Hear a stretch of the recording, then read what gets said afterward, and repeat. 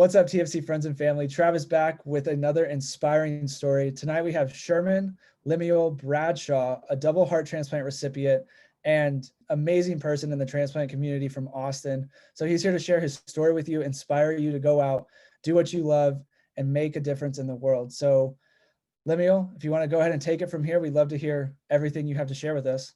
Absolutely. My name, as he said, is Lemuel Bradshaw, and I hope that I'm an inspiration. I tell you, when I tell my story, if nothing else, I'm a cautionary tale about in some cases, how not to be a patient, depending on which nurse you ask.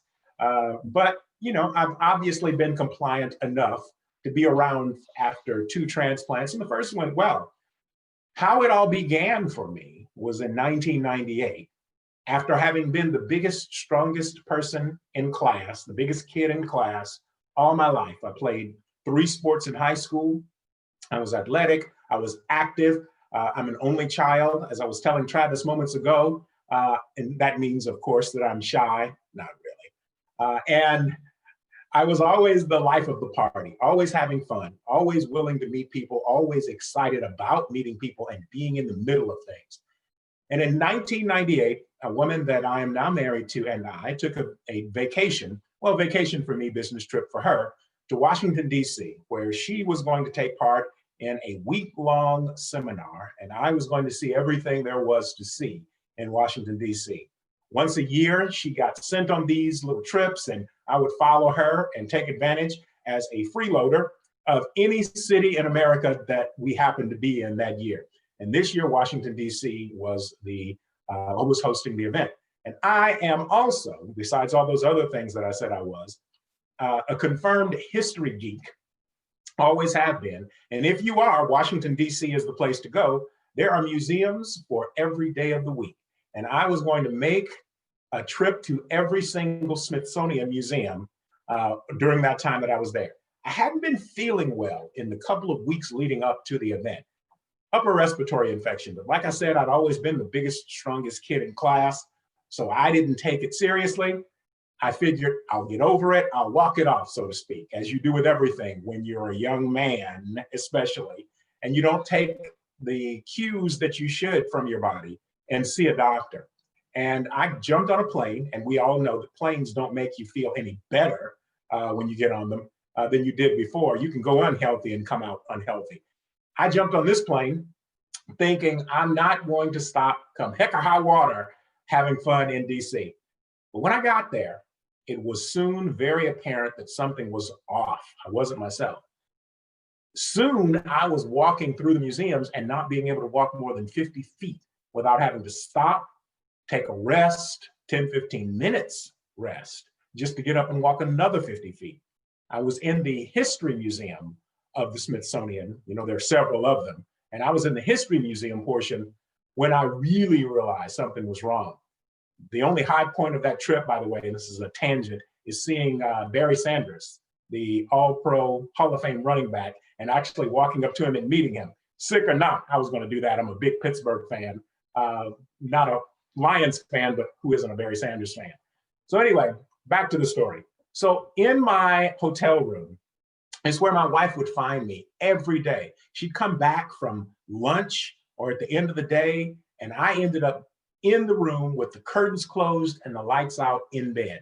And she knew that wasn't me. She knew something was wrong. I struggled through the rest of the trip, got back to Austin. And after I went back to work, got back into my whole rat race routine. And after she got tired of hearing me complain, she made me go to the doctor. Now, once again, young man, hard-headed, I'm counseling all the members of Transplant for Children, don't grow up to be like me, okay? As Charles Barkley said, I am not a role model.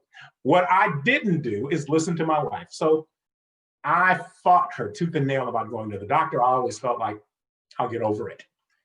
I finally, after she got tired of hearing it, went to the doctor, a regular ear, nose, and throat guy who ran me through the battery of tests, did an exam and said, I can find nothing really wrong with you except your heart rate is slightly elevated and irregular and your blood pressure is high.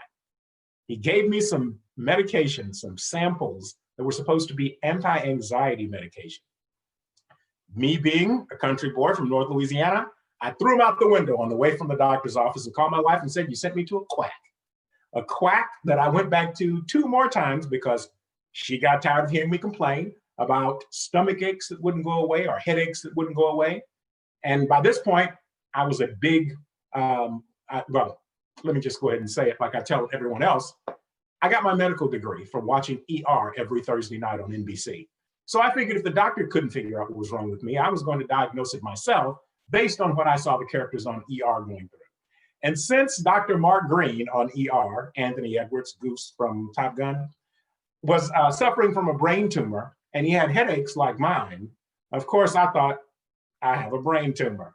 So I had my doctor refer me to a neurologist who put me through a battery of exams. I had to touch my nose and squat down and raise my arms over my head. And he said, Mr. Bradshaw, I can find nothing wrong with you, except your heart rate is slightly elevated and irregular, and your blood pressure is high. Just what the other doctor had said. Well, I said, look, doc, you got to do something. He said, I've already, as a matter of fact, made a call to the local cardiology hospital, Seton Medical Center, Austin, here in Austin, Texas. And I want you to go and pick up a portable heart monitor, wear it all weekend, turn it in. And on Monday, we'll get the results, read them, find out what's wrong with you. I never got a chance to pick up that monitor because I ended up so sick that weekend that I ended up in the ER, throwing up this time, headache still there, still miserable. A young female doctor, I always mention the name of my heroes, and she's fine with it. Dr. Pamela Cooper is her name. And she diagnosed something similar to what had been going on with her father in England, for which he had had major heart surgery. She said, Mr. Bradshaw, I don't think you have that, but I'm going to rule it out by doing an EKG. She did the EKG, or actually, I'm sorry, I misspoke. A portable ultrasound was done, where they put the goop on your stomach and run the wand over your belly. And as the tech was doing that, I saw her eyes get really big with the wand on my stomach. She put the wand down hurriedly, pressed the button, grabbed the tape, ripped it off, and as she's running away from me, she screams over her shoulder, I'm just calibrating the machine. And I'm thinking, come on, man, like they say on the NFL show on Sundays, come on, man. So anyway, I see her go over to find my doctor who holds the tape, shows it to another set of doctors, and I visibly see the doctors say these words. And my tech pointed across the room to me. Next thing I know, they're rushing me to the ICU, where an hour or more later, a doctor comes down with 3, what I thought were nurses. They were social workers and a transplant coordinator. And they stood at the foot of my bed and said, Mr. Bradshaw, you have an enlarged heart. And he held up, they had taken a chest x-ray while I was down there. He held up my chest x-ray. And you could not even see the top portion of my lungs because my enlarged heart was so enlarged, it covered the top portion of my lungs, completely blotted them out. And he said, if you don't have a heart transplant, you're going to die. That's the only option for this. Now, I had only seen artificial hearts be installed in guys back in the 80s. The Jarvik 7 was famous. And those guys got those Jarvik 7s and made the international news, and then they all died in about 3 weeks. And I told him when he said heart transplant, because that's what I correlated, him saying that to those Jarvik 7s, I said, no. He looked at me like, did you hear me? I just told you have to have a heart transplant or you're going to die. I said, no. He had me sign. I said, give me some medication. I'll work out. And just like your bicep, you get your bicep big. I'll work out and that heart, which is swollen, will shrink back down to size. I'll work it out. Like I was going to go to the gym for my heart. And he said, okay, well, I can't make you do anything you don't want to do. They had me sign a stack of papers about as thick as a dictionary, essentially saying, we told him, he didn't listen. If something happens, it's not us, it's him. And I left the hospital. They had implanted a pacemaker defibrillator combo, keep your rhythm, shock you if you go into a bad rhythm, and given me medications directly through a catheter into my heart to keep that function, that ejection fraction.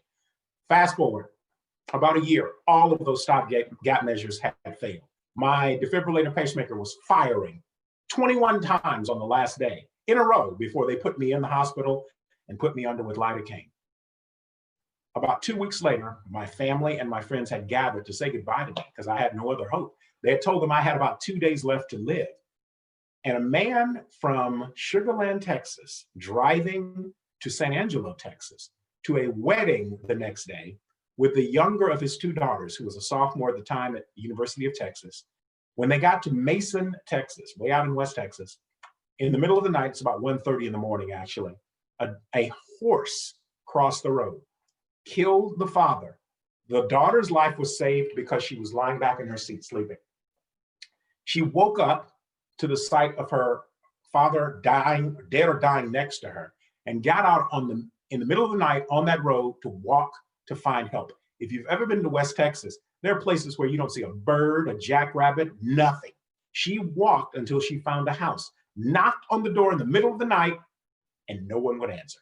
She gets back on the road. She walks again to a second house, same result. No one would answer. She gets to the third house. She later told me, yes, I do know my donor family, that Lemuel, I was now about 5 to 6 miles away from the scene of the accident. And they told me, we won't let you in, but we'll call somebody. So they called 911. She had to get back on the road to walk back to the scene. Emergency vehicles pick her up, take her to the scene in time to see her father being airlifted to University Medical Center Brackenridge here in Austin. The whole family, his and hers, my donor and his wife, were from San Angelo, where they were going. All of them trekked back to University Medical Center Brackenridge to essentially say goodbye. They were there for a happy event. They traveled 4.5 hours to say goodbye to the father, the husband, patriarch of that extended family. I found out later how much he had done for all of his nieces, nephews, cousins, whatever. And because that family had already, this was the kind of person and family that this man came from and that he was, they had already made the decision that if something were to happen to them, they were going to be donors, organ, eye, and tissue donors. And because of that decision, I am here today. I got to see 3 daughters. When I married my wife, I married all 4 women, her and 3 daughters, 8, 9, and 15. I got to see them grow into adulthood and give us 9 grandchildren, 6 boys and 3 little princess girls. And even they are getting to be older now. About 4 years ago, well, let me say something about my grandkids. To give you an idea of how many I have, my youngest is about 2, almost 3, and my oldest finished his first year of college. So if you have a kid, I got one to play with them. Okay, that's how many grandkids I got. So anyway, about 4 years later, I had gotten myself into shape. I had made exercise and diet a part of who I am, who I was. And something started feeling off again. I go to my cardiologist, who by this point, after 20 years, has become my friend. And she put me through a stress test. And as she was trying to calibrate the machine, she was having difficulty getting the right rhythm just as a baseline. And I see after about 15 minutes of frustration, all of a sudden her face just went ashen and her eyes got big and she shut the machine down because she realized it was heart failure. Again, that was the reason why she couldn't calibrate that machine. And so she went ahead and based on another series of tests, she started the process for me to be listed. And for the next 4+ years, I waited on a heart again, knowing now what that wait might mean. I was naive. You know, ignorance is bliss when I was 28, 29. I'm 50 now. I was 46 then. I knew what it meant. And in February of this year, the day after Valentine's Day, by chance, folks, Valentine's Day, not so much by chance, but for me, what happened was by chance. Valentine's Day is also National Donor Day, the day that we recognize donors all across the United States. And on that day, we had a big annual Valentine's Day dinner just before COVID at a friend of mine's, her house. She's a chef and she gathers like 3 couples together and just feeds us a feast from beginning to end, appetizers through dessert. And we went home so full, we just passed out. About 1 o'clock in the morning, the phone rang and I was the primary number. I had my phone on silent. My wife had hers on. And because she answered it, she got the call that said, hey, you need to get up here. We have a heart for Lemuel. Now I had about 8 or 10 hearts that they matched me chemically, but there were so many other factors. As you know, to determine whether or not that organ can come to you, they were all false alarms. And this one was mine. We get to the hospital. I don't remember doing it, but apparently I called or texted everybody I knew in the world. I'm surprised if there's somebody listening now, I might have texted or called you, because apparently I called or texted everyone in the world. I didn't realize I did, but I did. And about 2 weeks later, or 3 weeks maybe, I think I had an extended stay this time because of some complications. I walked out of the hospital again, and here I am today being able to tell you the story. Both of those events, the one way back in 1999 and the one that happened in February of this year, I've been quarantined since then. So if this interview rolls into tomorrow morning and you see Travis slowly wilting away, it's because I'm so happy to be talking to another human being. But both of those events, the first and second, are made possible because someone made the decision on the worst day of their life, or even before then, what would happen on the worst day of their life, to give me a second and third chance at life, to be a father, a grandfather, a husband, and an advocate for donation. I'm here at the beautiful downtown studios, Bradshaw Studios here in Austin, Texas. I'm pointing at United Tissue Resources. This is an allograft tissue agency that I work for. Another of the gifts, others, I should say, of the gifts made possible by people who say yes to donation and add their name to the Donate Life Texas Register.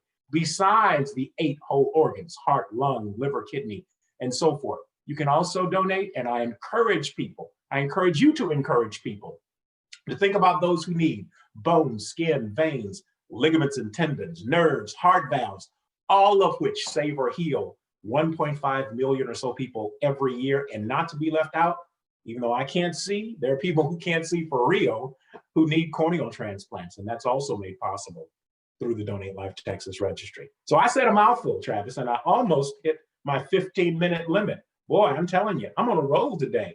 Please ask me some questions. I'm on time. You're on the money there. That was great. I really appreciate you sharing that. That's an amazing story. And I think that a lot of us can probably resonate with the 1998 version of Lemuel, right? We deny what's happening, or we try and hide it, or we just wait until our next appointment. We don't want to find out what's really going on. So we push it and we push it. And then either things turn out not great or they turn out okay. But either way, I think that we should all live in a place, especially in the conditions that we're in, whether we are healthy now or not, to be in the best knowledge that we can, because the more we know, the better we can take care of ourselves. And I think that that's, the most important thing from your story.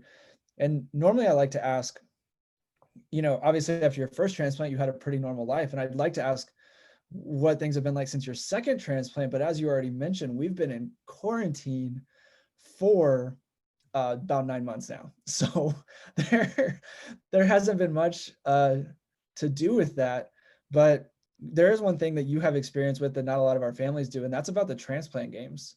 Would you mind talking about the Transplant Games and what that's like? And just because I'm 27 and a half years post-heart transplant, and I didn't hear about the Transplant Games until last year, which I think is extremely rude of everyone that was inside of my circle as a child, because I was a 3rd-degree black belt in Taekwondo. I was a baseball player. I'm a basketball player. I played hockey. I'm like a 5 handicap in golf. Like, I would have been all over this thing, and no one invited me. So if you could share a little bit about that, that would be awesome. Absolutely. We want, please consider, because it is more than just an athletic event. It is more than just a competition, though I have to tell you, it can sometimes be a very intense competition. I mean, think about it. You've got people who were on death's door, and now they're able to compete, and they take it seriously. But even though there are those people who do that, this is beyond anything else and an occasion for our family. I think of transplants, we're family. Travis is now my new brother, even though I kind of knew about him.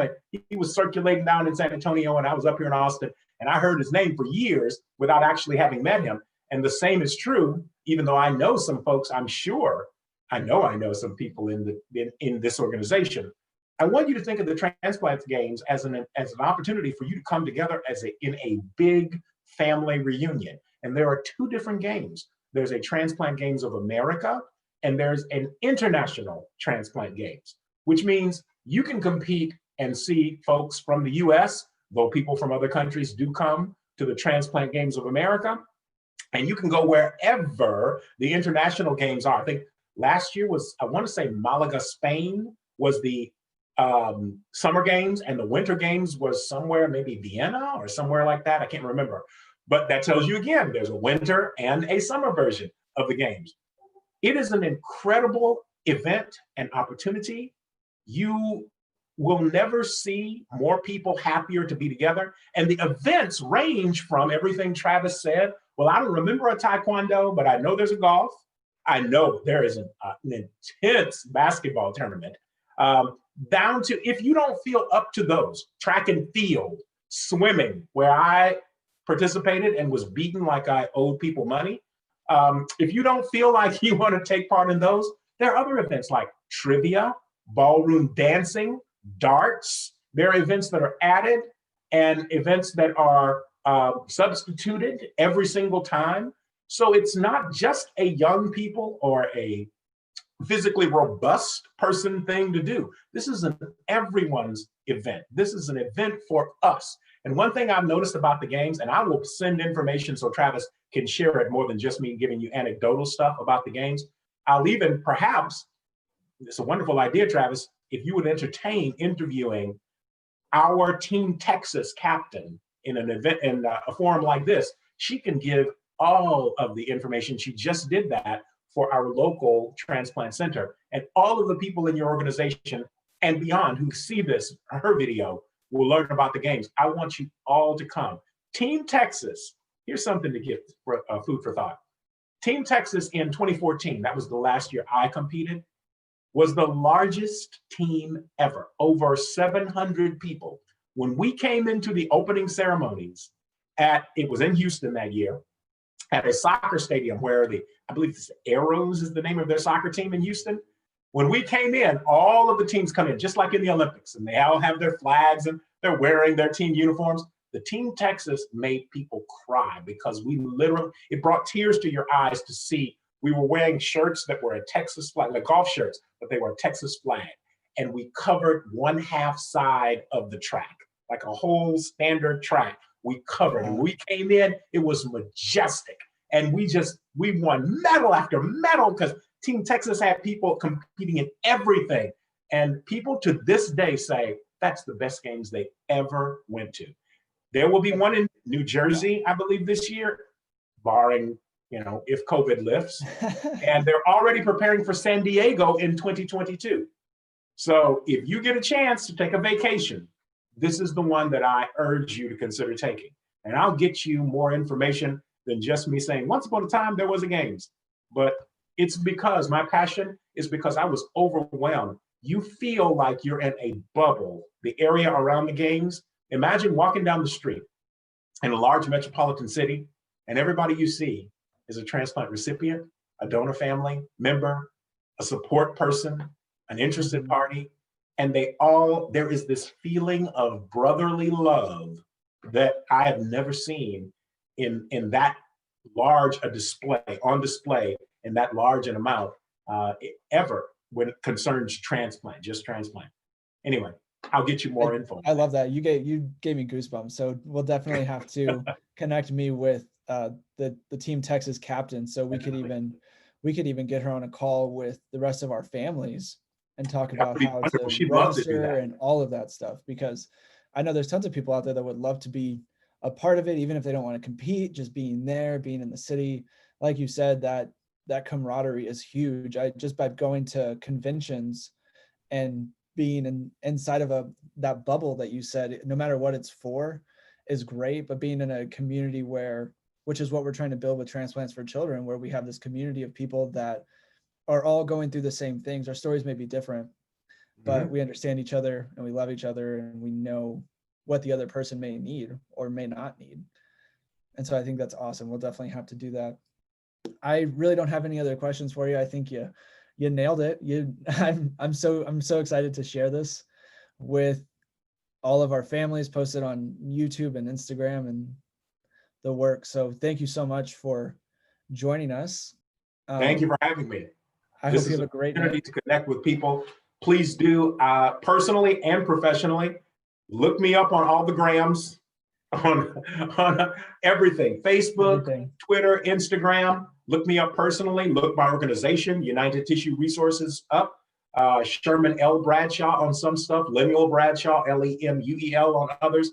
I want to know everybody. I really, really do. Thank you for this, Travis. Awesome. Thanks, guys. Everyone have a great night.